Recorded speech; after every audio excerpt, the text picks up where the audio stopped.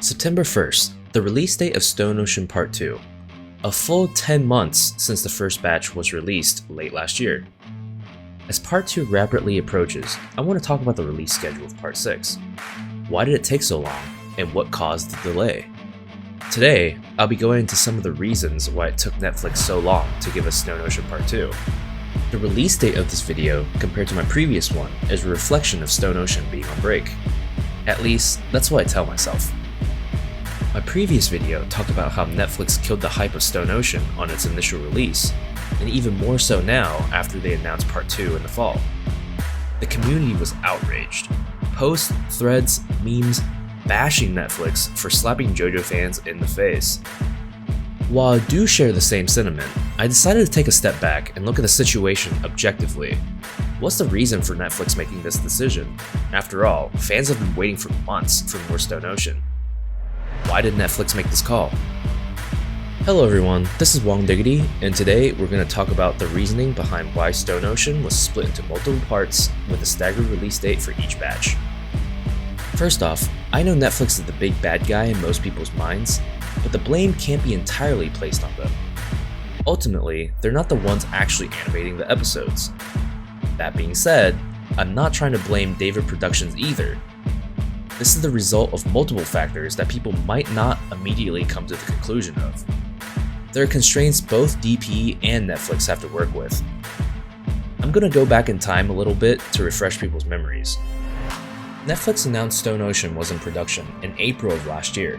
8 months later, the first batch of episodes were released on the streaming service. Assuming David Productions started, or was in the early stages of working on Stone Ocean, at the time of the announcement, this means this 8-month window was a deadline for the studio to complete the first batch of episodes. To understand the relevance of this 8-month time period, I'm going to explain a little bit about how animation works when it comes to TV series. A typical 24-minute episode of an animated show takes anywhere from a couple weeks to a couple months to produce, depending on the size of the studio and the budget for the series. For example, an episode of Family Guy takes around 10 months to a year before it's broadcasted on TV. Of course, this process is staggered over a period of time while working on the other episodes of the season. The planning, storyboarding, animating, and recording starts months before the audience gets to see the final product. This is why announcements of new seasons are made many months in advance, or very shortly before the release date. In the case of an announcement in advance, it serves as a heads up that the studio is working on it and viewers will get the season soon. For the latter, this means that all the episodes are complete or they're in their final stages. It means that the production has been happening for a while and the creators are hyping the season before it's broadcast. These type of announcements happen more often in the gaming world, but it's not uncommon in the broadcast world either. In both scenarios, the time gets allocated for the studio to work on the various aspects of the animation process. The timing of Stone Ocean's announcement implied that this is the former scenario of an advanced announcement. That means the studio would begin the bulk of the work following the news. And most likely, David Productions have been working on the show, but not beyond the early stages of planning. We call this phase the pre-production phase. The next couple of months was where the majority of the work was done. The writing for the story already exists, so that time can be taken out of the equation. But the studio still has to animate, record dialogue, and score music for the scenes. While not every scene has to be perfect for the TV release, JoJo is still very stylized and the battle sequences can be difficult to animate, not to mention all the palette swaps and audio takes for some of the more intense scenes. So we know David Productions had give or take 8 months to work on the first batch of episodes, and episode 12 finished airing in Japan on March 25th earlier this year. This gives the studio a turnaround time of a little over 4 months to animate another 12 episodes if we were to expect a second batch right after episode 12 finished airing. Based on the information presented earlier, 4 months is not enough for 12 episodes if you want them to be good, that is. In fact, to save time on the first batch of episodes, David Productions had to use more CGI than they have previously. Personally, I don't mind the CGI since more and more studios are employing these techniques anyway, and because the technology has matured over the years, it's not as egregious visually, and it also helps with turnaround time. This could all go downhill quick if DP was rushed and had to put even more CGI to meet the proposed 4-month deadline for Batch 2. Now this begs the question, why didn't Netflix just give David Productions more time and release Stone Ocean in 2023 all at once instead? This might sound good at first, but it's not as good as it seems. I've already mentioned how long it takes for one episode to be animated. If it took David Productions 8 months for 12 episodes, and assuming Stone Ocean will be 39 episodes following the footsteps of parts 4 and 5, it would be about 24 months or 2 years if we were to expect the entirety of part 6 all at once. And this is not a good idea for multiple reasons. If the announcement in December was either A, they announce a really late release date, or B, there is no release date because it's too far in the future, I'm sure fans would be even more upset than they currently are. Why would you announce something this early when it's coming out years from now? Following the trends for previous parts, there's about a 2-year gap between each part's release, which makes for an expected release in late 2021 or early 2022.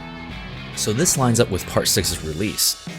One of the problems I mentioned in my previous video was the lack of popularity of part 6 when compared to other parts. A later release date would further drive down part 6's popularity. The combination of the popularity issue and releasing the entirety of the show all at once means that people will watch and forget about Stone Ocean as quickly as Jotaro got speed ran by Pucci and John Gallier, and after that people will quickly move on to wanting part 7 instead. The other thing is that staggering the release of Stone Ocean is good to keep people talking about JoJo for the time being. There's a saying that any press is good press, even if it's us waiting for more anime and hating Netflix for it. This is our only source of mainline JoJo content ever since Part 8 finished last year. We don't know when Part 9 is coming, and not everyone reads the spin-offs, so this is the best we've got for now. This just goes to show that Stone Ocean being released during this year turns out to be a better judgment than some may think. Now, I know the argument could be made that we're still not getting anything for a couple months during this time period. This is true, but the thing is, this is actually becoming more of a trend in the anime industry as a whole. It's almost become the norm with shows in the past couple of years to have multiple parts within a season. Have you guys noticed the influx of shows taking a break and returning with a part 2 months later? The quote-unquote worst offender, if you can call it that, would be Attack on Titan. We have been in the final season of the anime for almost 2 years now. We're even getting a part 3 in 2023. But honestly, this is a good thing for Attack on Titan and other shows that take the same approach. When the final season was premiered, the manga itself wasn't finished, so many people were skeptical of whether the rest of the story can be covered in 24 episodes, the length of a full season. Personally, I thought they were going to rush it and skip over details from the manga, and I wasn't the only one who thought that. People thought they might just rush it and maybe release a movie afterwards to tie things up. Fortunately, it turns out they're taking their time and splitting it into multiple parts, and fans don't really have an issue with this. A more recent example is Spy Family returning for a part 2 in the fall, and everyone is anticipating more episodes with an overwhelmingly positive reception. Essentially, this allows for a series to have more time in the limelight. You come out with a show for 3 months, and instead of waiting a year or 2 before the next part, you get it in half the time. People won't tend to forget it as quickly, unlike some other shows out there that will be getting a new season soon. Just an example, we have the new Bleach arc and My Hero Academia Season 6 coming soon. If not for some trailers recently, I'm sure nobody would have remembered when they were supposed to come out.